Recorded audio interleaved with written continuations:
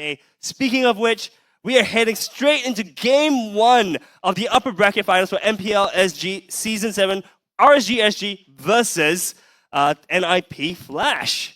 All right, going into this one, we know the drafts. We know you talked a lot about the intricacies of the different drafts. But if you had to just choose, which one has a somewhat easier time or easier composition to work with, who would you say? Personally, I would say NIP Flash. Yeah, I ditto that exact sentiment because honestly, NIP Flash, they have range that they can deal with. Honestly, RSG is looking really short range, so they have to approach NIP Flash. But keep in mind, they've got the Tigreal. NIP Flash has the Tigreal that can just shove them back and use its ultimate to keep them together. And we have skirmishes starting off. Back. Godzilla already getting low. He flickers back. He's trying to get back to safety. Diablo, Hades, I don't think they're going to commit, and they've gone too far. Hades is the first to fall. Diablo's next on that list. Lawsy will just kind of walk back and just be like, hey, what happened, guys? Very efficient movements coming in from the side of RSG, immediately responding to the call of duty whenever they saw someone that is in danger. In fact, NIP Flash started up with a pretty good initiation on the Lousy. The Blaze chops in, he gets stunned under tower, doesn't even be careful, and Lousy somehow survives. Woo! Oh, that was so close. Bray hit level 4, by the way, in that first team fight.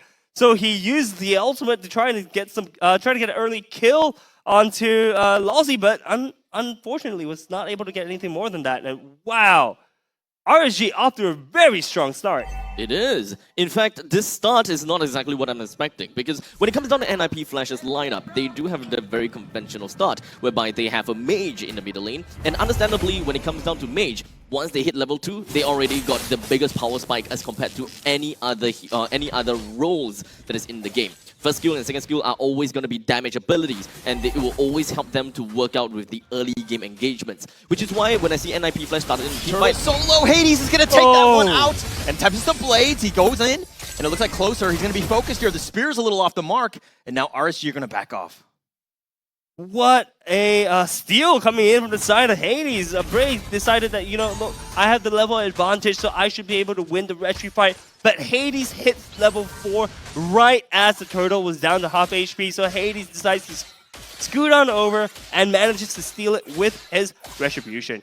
And guys, Brave Smite on Dairy, Lauren? Brave Smite on Florin.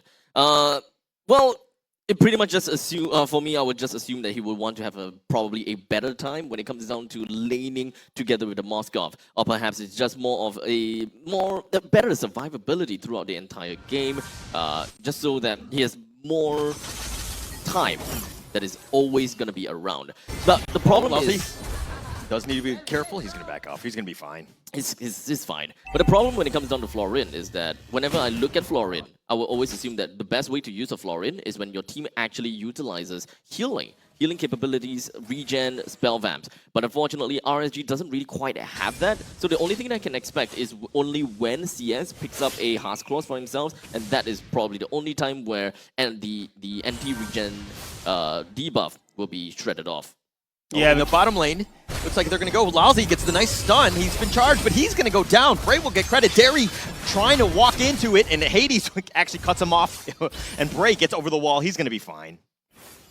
Lots of mini skirmishes happening all across the map. There is no room for us to take a breather, man. These teams are bashing heads on against each other, and you know we are seeing just so much death on the field, but even then, only 300 gold lead to RSG so far. Honestly, we'll probably see the next fight in about 2 seconds or so when the turtle spawns. Right now, we got Hades going in. Feathered airstrike right on. Hit does connect onto Derry, and Hades now, he's going to be jumped on from the backside. Godzilla running after him, and Hades gets away.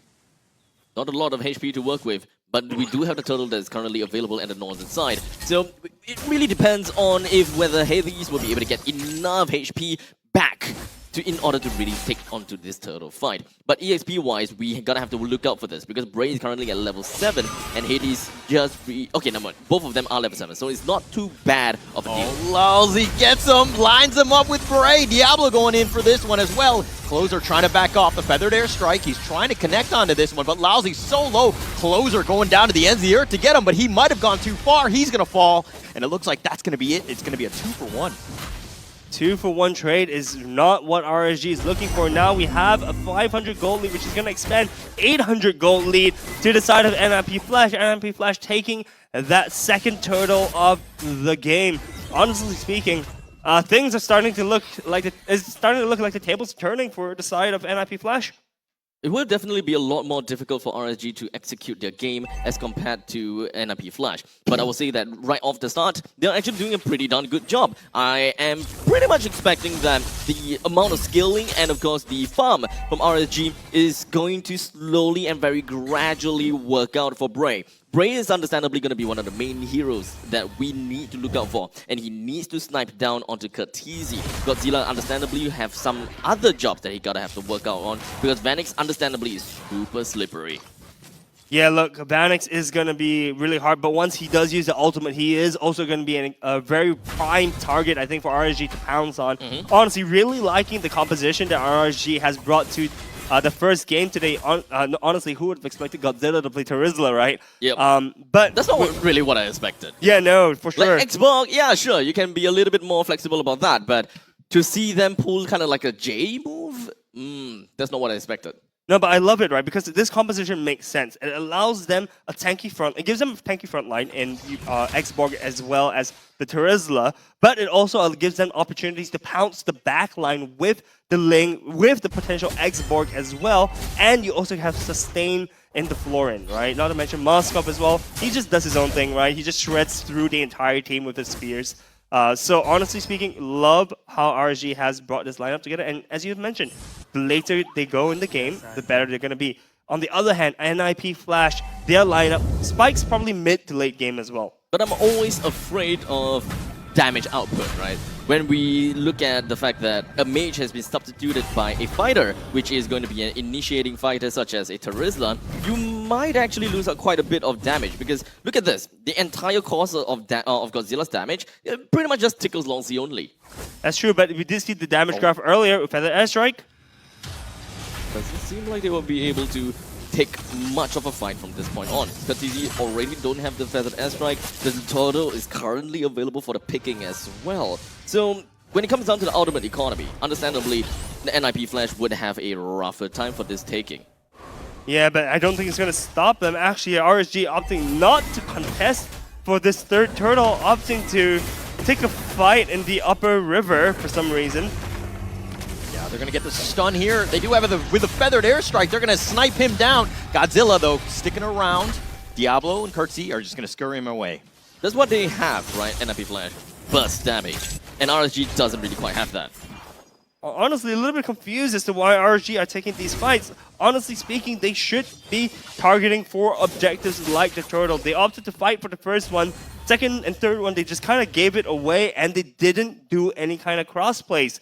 You know, oftentimes we see teams, when they give up the turtle, they often choose to take another objective on the other side of the map, such as a tower push or perhaps a jungle invade. But we saw none of that so far. Bray gets sniped out. Hades with the outplay. I mean, he's got the level advantage, so that made it much easier, but Bray did not expect that one. And Bray just, look, deaths like this should need to stop happening for the side of RSG, right? They're losing players, they're losing life for no good reason. And at this point of the game, right, Npfl, this is where their power spike hits. This is where, if they are given, if they're given leniency of the game, if they're given full control, it's going to be really hard for RSG to come back.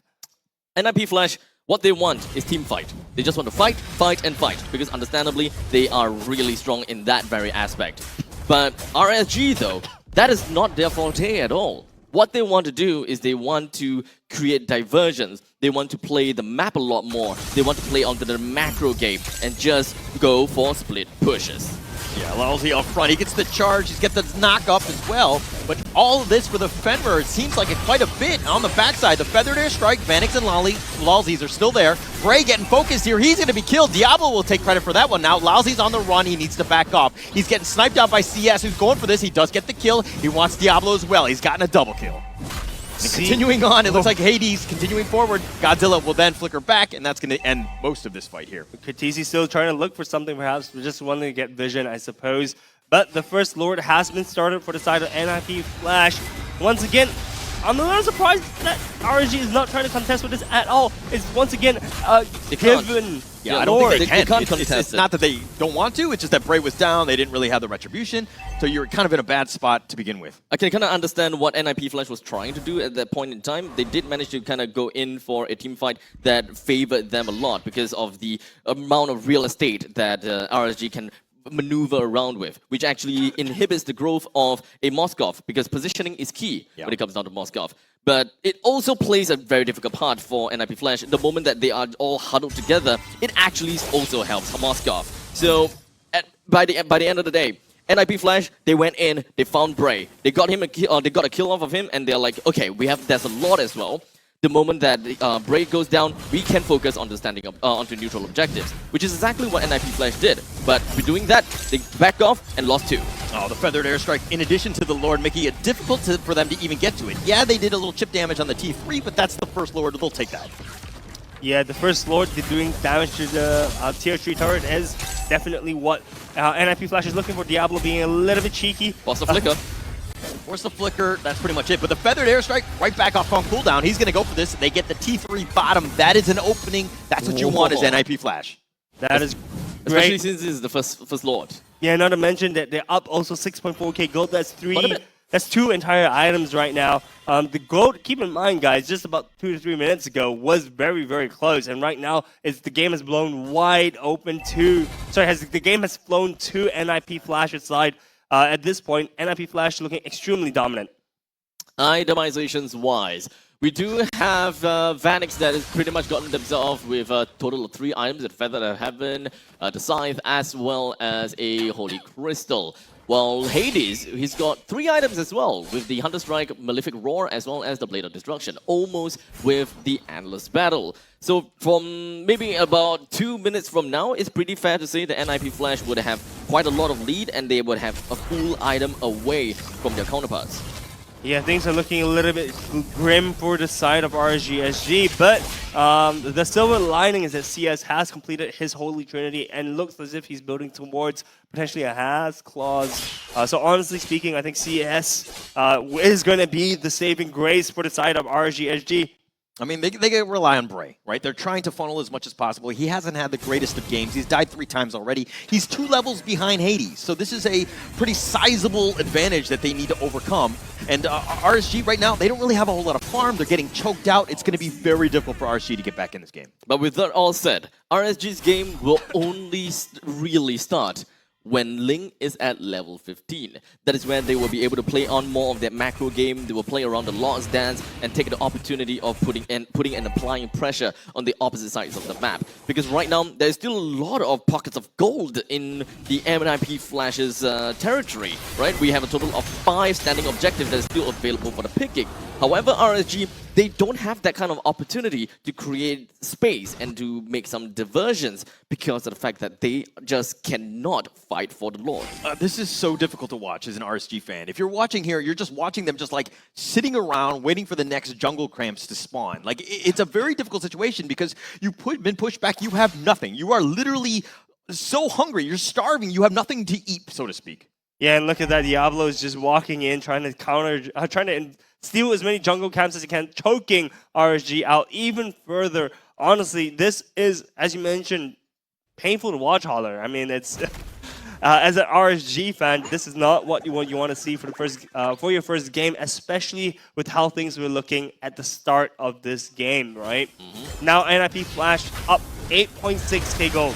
Feathered airstrike, more to zone, but they're going to take this T3 middle. Diablo getting a little bit low. He does need to be careful. He's going to be focused in, and they do get the kill, and that's a good start. Closer will take credit for that, but they do trade the middle and the top T3 for that. Now, Npfl still sticking around. The Lord is still up there. The Tempest of the Blades. He wants to go for Hades. He's not able to get the snipe out, and it looks like they're going to back off Npfl. Very worth it, to be honest. Only 1 death on themselves while getting a total of 3 inhibitor turrets. I'll take that any day. Oh, but Lawsley all up in front. Yeah, he charges. He's got the knockup as well. And Godzilla taking most of that. The penalty zone, but he might have gone too far, and he does fall in the end. CS is going to be next on that list. Closer getting focused now as well. And NIP have found that opening all off the somewhat greed, so to speak, of Godzilla on that one. The base wide open. They're going to wait for the next minions. It's just a matter of time. Bray is just going to try to do what he can. But with the base wide open, they do chase him out. Ex-teammates, the Feathered Airstrike, they're going to take game one. Oh, what a way to close the game, unfortunately for RSG. I don't believe that Godzilla's intention was to jump onto that Tigreal with his penalty zone. I am almost 60-70% sure that he wanted to use his penalty zone to actually go back to base, but accidentally tapped on it instead. Because he was zeroed in directly onto a Tigreal. When there's still quite a lot of space to work around with, you could hit the small little pixel bush right next to Tigreal as well. But he just intended to just zero in onto the Tigreal. So that's my conclusion. It was a big blunder. Yikes, a misplay to end the first game of the day feels kind of bad. But, you know, I think regardless of whether the misplay actually happened, RSG, I don't think there was a way for them to come back. They still could. The game really starts when Link is level 15, when they can really start to play around, dance with the Lord. And Godzilla is pretty tanky as well, we have saw before. So the moment that he starts to become tanky, you can just kind of like pull and push on the Lord, and then you can expect Link going all the way to the bottom lane, split pushing, and then slowly getting all these pockets of gold out of turrets. Potentially, so many what-ifs, but unfortunately, we won't get to see any of them happen. We will go straight into Game 2 in just a bit. But guys, for Game 1, who is your MVP? Holler. You're putting me on the spot. To be honest, I felt like everybody was really playing as a team. But let's see what the studio thought about this one. And they think it was Cortese. Okay. I thought, you know, 404. Okay, look, he wasn't making like the flashy plays. His feathered airstrikes were more for zoning and to kind of clear things out. He wasn't like getting all the kills. But 404, 72% kill participation. That's exactly what you want from your mid laner. So Cortese really stepping up in this game. Consistency is what we're talking about, right? And Cortese is always that one guy that is able to